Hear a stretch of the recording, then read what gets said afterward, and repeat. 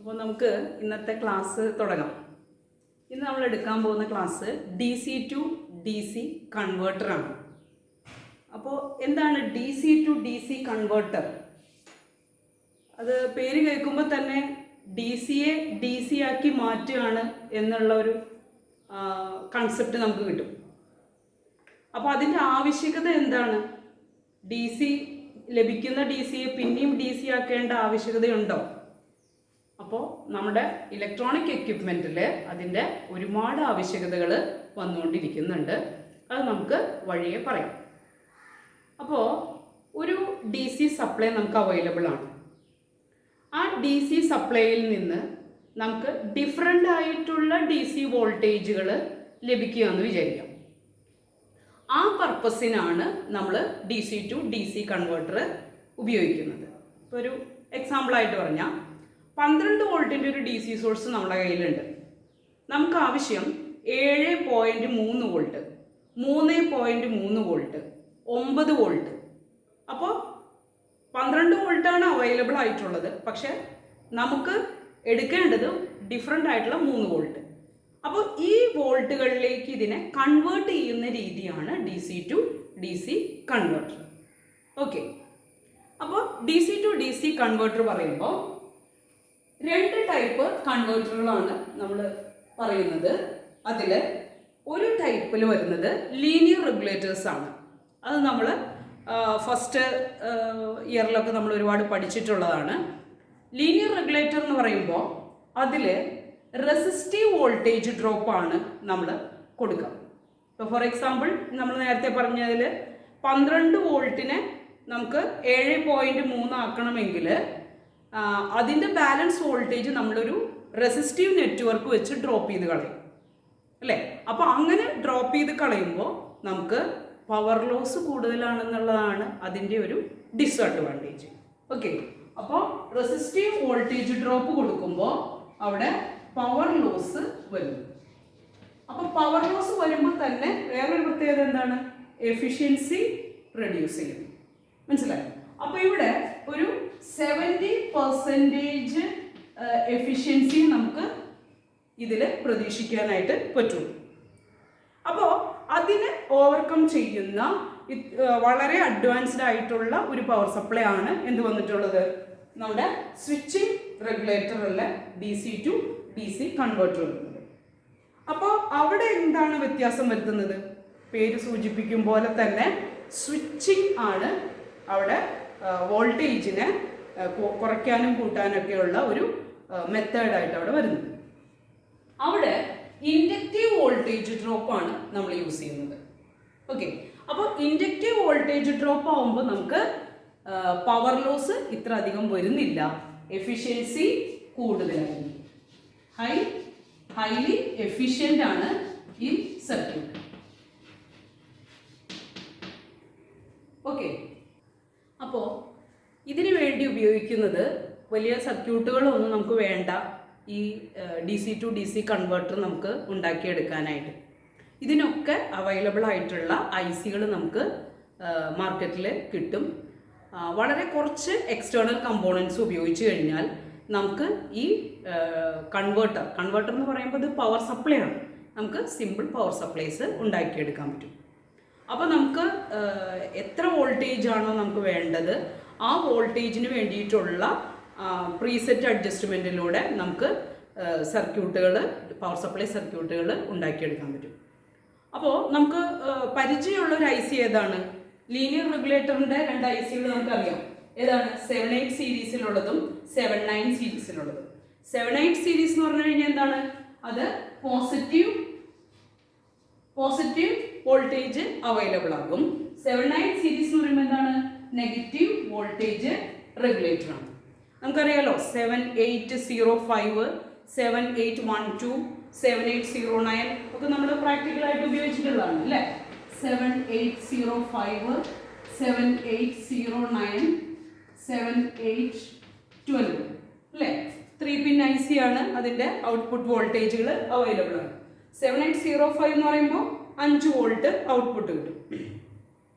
7809 എന്ന് പറയുന്നത് 9 വോൾട്ട്, 7812 എന്ന് പറയുമ്പോൾ 12 വോൾട്ട്. അപ്പോൾ അത് കിട്ടുന്നത് പോലെ തന്നെ 79 സീരീസിലും അതുപോലെ തന്നെ വരുന്നുണ്ട്. ഏതൊക്കെയാണ്? 7905, 7909, 7912. ഓക്കെ, അപ്പോൾ അത് നമുക്ക് നെഗറ്റീവ് സപ്ലൈ ആയിട്ടും ഉപയോഗിക്കാൻ പറ്റുന്നുണ്ട്. അതാണ് ലീനിയർ പവർ സപ്ലൈയിൽ ഉപയോഗിക്കുന്ന IC-കൾ. അപ്പോൾ സ്വിച്ചിങ് റെഗുലേറ്റേഴ്സിൽ ഉപയോഗിക്കുന്ന IC-കളുടെ പേരാണ് ഇനി പറയുന്നത്. ഒന്ന് ബക്ക് IC ആയിട്ട് ഉപയോഗിക്കുന്നത്. ബക്ക് മീൻസ് എന്താണ്? Buck and boost. ഇങ്ങനെ രണ്ട് വേർഡാണ് നമുക്ക് പരിചയപ്പെടാനുള്ളത്. ബൂസ്റ്റ് എന്ന് പറയുമ്പോൾ എന്താണ്? ബൂസ്റ്റ് ചെയ്യുക, കൂട്ടുക എന്നുള്ള അർത്ഥമാണ് ബൂസ്റ്റർ എന്ന് പറഞ്ഞു കഴിഞ്ഞാൽ, അല്ലേ? അപ്പോൾ നമുക്ക് വോൾട്ടേജ് കൂട്ടുന്നതിന് നമ്മൾ ബൂസ്റ്റ് ഓപ്പറേഷൻ എന്നും പറയും. വോൾട്ടേജ് കുറയ്ക്കുക എന്നുള്ളതിനെ ബക്ക് ഓപ്പറേഷൻ എന്നും പറയും. ഓക്കെ, അപ്പോൾ ബക്ക് IC ആയിട്ട് നമ്മൾ ഉപയോഗിക്കുന്നത് എല്ലാം 2576 ആണ്. ബൂസ്റ്റ് IC ആയിട്ട് ഉപയോഗിക്കുന്നത് എല്ലാം 2621 ആണ്. ഇനി ബക്കും ബൂസ്റ്റും കൂടി രണ്ട് ഓപ്പറേഷനും കൂടി നടത്തുന്ന IC ആണ് MC34068 എന്ന് പറയുന്ന IC. ഓക്കെ, അപ്പോൾ ഇത്രയും IC-കളിൽ അതിൻ്റെ വളരെ നമ്പർ ഓഫ് എക്സ്റ്റേണൽ കമ്പോണൻസ് വളരെ കുറച്ച് മതി. അത് ഉപയോഗിച്ചുകൊണ്ട് ഇൻഡക്ടർ, ഒരു കപ്പാസിറ്റർ, റെസിസ്റ്ററൊക്കെ ഉപയോഗിച്ച് നമുക്ക് വളരെ എഫിഷ്യൻ്റ് ആയിട്ടുള്ള പവർ സപ്ലൈ സർക്യൂട്ടുകൾ ഈ IC-കൾ ഉപയോഗിച്ചുകൊണ്ട് നമുക്ക് ഉണ്ടാക്കിയെടുക്കാനായിട്ട് സാധിക്കും. ഇനി DC to DC കൺവേർട്ടർ മെയിനായിട്ട് രണ്ട് ടൈപ്പ് ഉണ്ട്. അത് ഏതൊക്കെയാണെന്ന് നോക്കാം. ഏതൊക്കെയാണ്? ഒന്ന് AC ലിങ്ക് ചോപ്പർ, രണ്ട് DC link chopper. AC link chopper എന്ന് പറയുമ്പോൾ അവിടെ ഒരു DCയെ AC ആക്കുന്നുണ്ട്. സ്വിച്ചിങ് എന്നുള്ള ഒരു കൺസെപ്റ്റ് വരുമ്പോൾ തന്നെ എന്തായാലും AC ആയി മാറണം, അല്ലേ? അതാണല്ലോ അതിൻ്റെ ഒരു നമുക്ക് മനസ്സിലാക്കാവുന്ന ഒരു ഐഡിയ. അപ്പോൾ DCയെ AC ആക്കിയിട്ട് ആ ACയെ വീണ്ടും സ്റ്റെപ്പ് അപ്പ് ചെയ്യുകയോ സ്റ്റെപ്പ് ഡൗൺ ചെയ്യുകയോ ചെയ്തതിന് ശേഷം വീണ്ടും DC ആക്കുന്ന സർക്യൂട്ടുകളാണ് AC ലിങ്ക് ചോപ്പർ വരുന്നത്. ഓക്കെ, അപ്പോൾ AC ലിങ്ക് ചോപ്പർ എന്ന് പറയുമ്പോൾ ആദ്യം DC വരുന്നു, ആ DCയെ AC ആക്കുന്നു, ACയെ വീണ്ടും DC ആക്കുന്നു. അപ്പോൾ ACയാണ് നമ്മൾ എന്ത് ചെയ്യുന്നത്? സ്റ്റെപ്പ് അപ്പ് ചെയ്യുകയും സ്റ്റെപ്പ് ഡൗൺ ചെയ്യുകയും ചെയ്യുന്നത്. അങ്ങനെ റിക്വയർഡ് വോൾട്ടേജിൽ എത്തിയതിന് ശേഷമാണ് നമ്മൾ റെക്ടിഫിക്കേഷൻ വഴി DC ആക്കുന്നത്. ഒന്നുകൂടെ പറയാം. അതായത് DC എന്നുള്ള കിട്ടുന്ന അവൈലബിൾ ആയിട്ടുള്ള DCയെ സ്വിച്ചിങ് മുഖേന ACയിലേക്ക് മാറ്റുന്നു. ദെൻ സ്റ്റെപ്പ് അപ്പോ സ്റ്റെപ്പ് ഡൗണോ ചെയ്യുന്നു. എന്നിട്ട് അതിനെ റെക്ടിഫൈ ചെയ്ത് DC ആക്കുന്നു. ഓക്കെ, അപ്പോൾ നമുക്ക് റിക്വയർഡ് DC കിട്ടുന്നു. അപ്പോൾ നമുക്ക് കൂട്ടണമെങ്കിൽ സ്റ്റെപ്പ് അപ്പ് ചെയ്താൽ മതി, കുറയ്ക്കണമെങ്കിൽ സ്റ്റെപ്പ് ഡൗൺ ചെയ്താൽ മതി. ഓക്കെ, അതാണ് AC ലിങ്ക് ചോപ്പർ. നെക്സ്റ്റ് വരുന്നത് DC ലിങ്ക് ചോപ്പറാണ്. DC ലിങ്ക് ചോപ്പർ എന്ന് പറയുമ്പോൾ ഇൻകമിങ് DCയെ ഒരു ചോപ്പർ സർക്യൂട്ടിലേക്ക് കൊടുക്കുന്നു. ചോപ്പർ സർക്യൂട്ടിലേക്ക് കൊടുത്തു കഴിഞ്ഞാൽ ചോപ്പർ സർക്യൂട്ടിന്റെ ഔട്ട്പുട്ട് വരുന്നത് മറ്റൊരു DC കൊടുക്കുന്നു, ചോപ്പറിലേക്ക് കൊടുക്കുന്നു, ചോപ്പർ DC എത്തുന്നു. ചോപ്പർ മീൻസ് എന്താണ്? ചോപ്പ് ചെയ്യാന്ന് പറഞ്ഞു കഴിഞ്ഞാൽ സ്വിച്ചിങ് തന്നെയാണ് ഉദ്ദേശിക്കുന്നത്. അപ്പോൾ അവിടെ DC ആയതുകൊണ്ട് തന്നെ അവിടെ ട്രാൻസ്ഫോർമർ വരുന്നില്ല. ഓക്കെ, പിന്നെ എന്താണ് വരുന്നത്? അവിടെ DC equivalent of N transformer, അങ്ങനെ ഒരു ഓപ്പറേഷനാണ് അവിടെ വരുന്നത്. സർക്യൂട്ടുകൾ വിശകലനം ചെയ്യുമ്പോൾ നമുക്ക് ഇത്രയും കൂടെ നീറ്റായിട്ട് അത് മനസ്സിലാകും. ഓക്കെ, ഇതിൻ്റെ അഡ്വാൻറ്റേജസ് വരുന്നത് ഹൈ എഫിഷ്യൻസി ആണ് ഇതിൻ്റെ ഏറ്റവും വലിയൊരു അഡ്വാൻറ്റേജ് ഞാൻ പറഞ്ഞു. Next fast response. Fast response എന്ന് പറയുമ്പോൾ സ്പീഡിൽ നമുക്ക് ഔട്ട്പുട്ട് ലഭ്യമാകും. പിന്നെ സ്മൂത്ത് കൺട്രോൾ, സ്മൂത്ത് ആയിട്ടാണ് വോൾട്ടേജ് ലഭിക്കുന്നത്. അങ്ങനെയുള്ള പ്രത്യേകതകളാണ് ഇതിന് ഉള്ളത്. ഇനി പ്രിൻസിപ്പിൾ ഓഫ് ഓപ്പറേഷൻ നോക്കാം.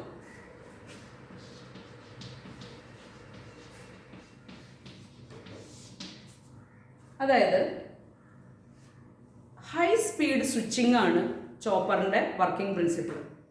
നമ്മൾ സെമി കണ്ടക്ടർ ഡിവൈസസ് ആണ് സ്വിച്ചിങ്ങിന് വേണ്ടിയിട്ട് ഉപയോഗിക്കുന്നത്. അപ്പോൾ സെമി കണ്ടക്ടർ സ്വിച്ചിങ് ആണ് ഉപയോഗിക്കുന്നത് എന്നുള്ളതുകൊണ്ട് തന്നെ അത് വളരെ ഫാസ്റ്റ് ആയിരിക്കും. ഏതൊക്കെയാണ് ഉപയോഗിക്കുക? സ്വിച്ചിങ്ങിന് വേണ്ടി ഉപയോഗിക്കുന്നത് ലോ പവർ ആപ്ലിക്കേഷന് വേണ്ടിയിട്ട്, ഹൈ പവർ ആപ്ലിക്കേഷന് വേണ്ടി ഇങ്ങനെ രണ്ടായിട്ട് തരംതിരിച്ചിട്ടുണ്ട്. അപ്പോൾ ലോ പവർ സ്വിച്ചസ് ആയിട്ട് വർക്ക് ചെയ്യുന്ന കമ്പോണൻസ് ആണ് GTO, IGBT insulated gate bipolar junction transistor, പിന്നെ power BJT means bipolar junction transistor, പിന്നെ വരുന്നത് പവർ മോസ്ഫെറ്റ്. ഇത്രയാണ് ലോ പവർ ആപ്ലിക്കേഷനെ ചോപ്പർ സർക്യൂട്ടുകളിൽ സ്വിച്ചായിട്ട് വരുന്നത്. ഓക്കെ, ഹൈ പവർ സർക്യൂട്ടിൽ വരുന്നത് തൈറിസ്റ്റേഴ്സ് ആണ് കൂടുതലായിട്ടും ഉപയോഗിക്കുന്നത്. തൈറിസ്റ്റർ എന്ന് പറയുമ്പോൾ SCR സിലിക്കൺ കൺട്രോൾഡ് റെക്ടിഫയർ ആണ് അതിൽ ഉപയോഗിക്കുന്നത്. അപ്പോൾ ഈ സ്വിച്ചിൻ്റെ പ്രത്യേകത എന്താണ്? സ്വിച്ച് എന്ന് പറയുന്നത് ഇൻപുട്ടിനെ ലോഡുമായിട്ട് സ്വിച്ച് ചെയ്യിപ്പിക്കുകയാണ് ചെയ്യുന്നത്. അതായത് സ്വിച്ച് ഓൺ ആക്കുമ്പോൾ ഒരു കണ്ടീഷനിൽ ലോഡിലേക്ക് സപ്ലൈ കിട്ടുന്നു, ഇൻപുട്ട് സപ്ലൈ ലോഡിലേക്ക് കിട്ടുന്നു. സ്വിച്ച് ഓഫ് ആകുമ്പോഴോ ഇൻപുട്ട് സപ്ലൈ ലോഡിലേക്ക് അവൈലബിൾ ആകുന്നില്ല. അങ്ങനെയാണല്ലോ വരുന്നത്. പക്ഷെ അത് സ്വിച്ചിൻ്റെ പൊസിഷൻ അനുസരിച്ച് ഇത് മാറാം. ഓക്കെ, ഇൻപുട്ട് സപ്ലൈ ഔട്ട്പുട്ടിലേക്ക് ലഭ്യമാകുന്നത് സീരീസ് സ്വിച്ച് ആകുമ്പോൾ കിട്ടുന്ന അതിൻ്റെ റിവേഴ്സ് പ്രോസസ്സിലാണ് പാരലൽ സ്വിച്ച് ആകുമ്പോൾ വരും. അങ്ങനെ രണ്ട് തരത്തിൽ സ്വിച്ചിങ് പൊസിഷൻ മാറ്റിക്കൊണ്ടാണ് നമ്മൾ DC ചോപ്പർ വർക്ക് ചെയ്യിപ്പിക്കുന്നത്. സീരീസ് സ്വിച്ച് ഉണ്ട്, അതുപോലെ തന്നെ പാരലൽ സ്വിച്ചും വരുന്നുണ്ട്. അപ്പോൾ സീരീസ് സ്വിച്ച് ആകുമ്പോൾ സ്വിച്ച് ഓൺ ആകുമ്പോൾ സപ്ലൈ ലഭിക്കും, സീരീസ് സ്വിച്ച് ഓഫ് ആകുമ്പോൾ സപ്ലൈ ലഭിക്കില്ല. ദെൻ പാരലൽ സ്വിച്ച് ആകുമ്പോൾ അതിൻ്റെ റിവേഴ്സ് പ്രോസസ് ആകും നടക്കുന്നുണ്ടാവുക. അതാണ് നമുക്ക് സർക്യൂട്ടിലേക്ക് പോകുമ്പോൾ നമുക്ക് മനസ്സിലാക്കാനുള്ള ഒരു പ്രത്യേക കാര്യം. അപ്പോൾ സ്വിച്ചായിട്ട് വർക്ക് ചെയ്യുന്ന കമ്പോണൻസിനെ നമ്മൾ പരിചയപ്പെടുകയും ചെയ്തു. ഓക്കെ, അപ്പോൾ സീരീസ് സ്വിച്ചായിട്ട് വരുമ്പോൾ ഇൻപുട്ട് വോൾട്ടേജ് സ്വിച്ച് കഴിഞ്ഞിട്ട് നമ്മൾ ഔട്ട്പുട്ട് വോൾട്ടേജിലേക്ക് വരുന്നു. ഈ ഔട്ട്പുട്ട് വോൾട്ടേജ് വരുമ്പോൾ സ്വിച്ച് ഓൺ പൊസിഷനിൽ വരുന്ന സമയത്ത് ഇൻപുട്ട് വോൾട്ടേജ് ഔട്ട്പുട്ട് വോൾട്ടേജിലേക്ക് ലഭിക്കും. നെക്സ്റ്റ് പൊസിഷനിൽ ഓഫിലേക്ക് വരുമ്പോൾ സ്വിച്ച് ഓഫ് ആവുകയാണ്. സ്വിച്ച് ഓഫ് ആവുമ്പോൾ ഔട്ട്പുട്ട് വോൾട്ടേജ് ഇൻപുട്ടുമായിട്ട് ഡിസ്കണക്ട് ചെയ്ത് നിൽക്കുകയാണ് ചെയ്യുന്നത്. അപ്പോൾ ഈ സമയത്ത് വോൾട്ടേജ് ലഭിക്കാൻ നമ്മൾ സ്റ്റോറേജ് ഡിവൈസസ് ആയ ഇൻഡക്ടർ അല്ലെങ്കിൽ കപ്പാസിറ്റർ യൂസ് ചെയ്യുകയാണ് ചെയ്യുന്നത്. അപ്പോൾ നമ്മൾ ഇൻഡക്ടറോ കപ്പാസിറ്ററോ ഇവിടെ യൂസ് ചെയ്യുകയാണെങ്കിൽ എങ്ങനെ വരും? സ്വിച്ച് ഓൺ ആകുന്ന പൊസിഷനിൽ കപ്പാസിറ്റർ ചാർജ് ചെയ്യും, ഇൻപുട്ട് വോൾട്ടേജ് ഔട്ട്പുട്ടിലേക്ക് ലഭിക്കുകയും ചെയ്യും. ഓക്കെ, അപ്പോൾ ഈ ചാർജ് ചെയ്ത വോൾട്ടേജ് DC ആണല്ലോ, പ്ലസ് ആൻഡ് മൈനസ് ഇവിടെ സ്റ്റോർ ചെയ്ത് വെച്ചിട്ടുണ്ടായിരുന്നു. സ്വിച്ച് ഓഫ് ആകുമ്പോൾ ഈ സ്റ്റോർഡ് വോൾട്ടേജ് ആണ് നമ്മുടെ ലോഡിലേക്ക് എത്തുന്നത്, പ്ലസ് ആൻഡ് മൈനസ്.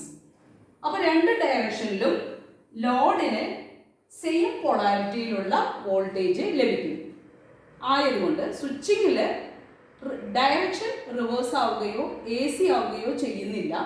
DC വോൾട്ടേജിനെ സ്റ്റോറേജ് ഡിവൈസസ് ആയിട്ടുള്ള കപ്പാസിറ്റർ നമുക്ക് പ്രൊവൈഡ് ചെയ്യുകയാണ് ചെയ്യുന്നത് സ്വിച്ച് ഓഫ് പൊസിഷനിൽ. ഇതേപോലെ തന്നെയാണ് പാരലൽ സർക്യൂട്ടിലും വർക്ക് ചെയ്യുന്നത്. അത് ഇൻഡക്ടർ തന്നെ, കപ്പാസിറ്റർ തന്നെയല്ല, ഇൻഡക്ടർ കൂടിയാകാം.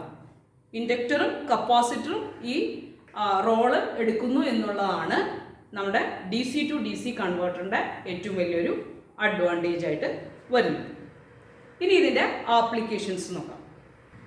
ആപ്ലിക്കേഷൻസ് ഒന്ന്, DC മോട്ടോറിൻ്റെ സ്പീഡ് കൺട്രോളിന് വേണ്ടി, അതായത് വേരിയബിൾ വോൾട്ടേജ് നമുക്ക് കൊടുക്കേണ്ടി വരും, അപ്പോൾ സ്പീഡ് കൺട്രോൾ ചെയ്യാൻ വേണ്ടിയിട്ട് ഉപയോഗിക്കാറുണ്ട്. Next, switched capacitor filter. ആ ആപ്ലിക്കേഷൻ ഉപയോഗിക്കുന്നു. Next variable frequency drives, frequency വാരി ചെയ്തിട്ട് അത് വളരെ ഇൻഡസ്ട്രിയൽ ആപ്ലിക്കേഷൻ ഉപയോഗിക്കുന്നതാണ് VFDs എന്ന് പറയുന്നത്. ഫ്രീക്വൻസി വാരി ചെയ്തുകൊണ്ടാണ് ആ വോൾട്ടേജ് വ്യത്യാസം വരുത്തുന്നത്. നമ്മൾ വലിയ ഫാക്ടറികളിലെ ഇൻസ്ട്രുമെൻറ്റേഷൻ ലെവലിലൊക്കെ ഉപയോഗിക്കുന്ന എക്യുപ്മെൻറ്റ്സിൽ ഇത് ഉപയോഗിക്കുന്നുണ്ട്. നെക്സ്റ്റ് DC വോൾട്ടേജിനെ ബൂസ്റ്റ് ചെയ്ത് കിട്ടാൻ വേണ്ടിയിട്ട് പല ആപ്ലിക്കേഷനിൽ ഉപയോഗിക്കുന്നു. Next solar energy conversion, solar energy വളരെ ചെറിയ വോൾട്ടേജാണ് നമുക്ക് കിട്ടുക, അതിനെ കൺവേർട്ട് ചെയ്തെടുക്കാൻ വേണ്ടി നമ്മൾ DC to DC കൺവേർട്ടർ ഉപയോഗിക്കുന്നു. സെയിം ഇതിൽ തന്നെ വിൻഡ് എനർജി കൺവേർഷനും ഉപയോഗിക്കുന്നുണ്ട്. പിന്നെ ബാറ്ററി ചാർജേഴ്സ്, ബാറ്ററി ചാർജ് ചെയ്യാൻ വേണ്ടി ഉപയോഗിക്കും. നെക്സ്റ്റ് ബാറ്ററി ഓപ്പറേറ്റഡ് വെഹിക്കിൾസ്, ഇത് ഏത് എക്യുപ്മെൻ്റ് ആയാലും, ഇലക്ട്രിക് കാർ ആയാലും എയ്റോപ്ലെയിൻ ആയാലും സ്പേസ് ഷിപ്പ് ഏതിനാണെങ്കിലും ഇതിൻ്റെ അഡ്വാൻസ്ഡ് വേർഷൻസ് ആണ് നമ്മൾ ഉപയോഗിക്കുന്നത്. അത്രയും ആപ്ലിക്കേഷൻസ് ഉള്ള ഒരു വളരെ ആപ്ലിക്കബിൾ ആയിട്ടുള്ള ഒരു എക്യുപ്മെൻ്റ് ആണ് DC to DC കൺവേർട്ടർ. എല്ലാ മേഖലയിലും ഇത്രയും അധികം ഉപയോഗിക്കുന്ന ഇതിൻ്റെ പ്രാധാന്യം നിങ്ങൾ മനസ്സിലാക്കണം. ഇതിൻ്റെ ഡീറ്റെയിൽഡ് സർക്യൂട്ടായിട്ട് അടുത്ത ക്ലാസ്സിൽ കാണാം.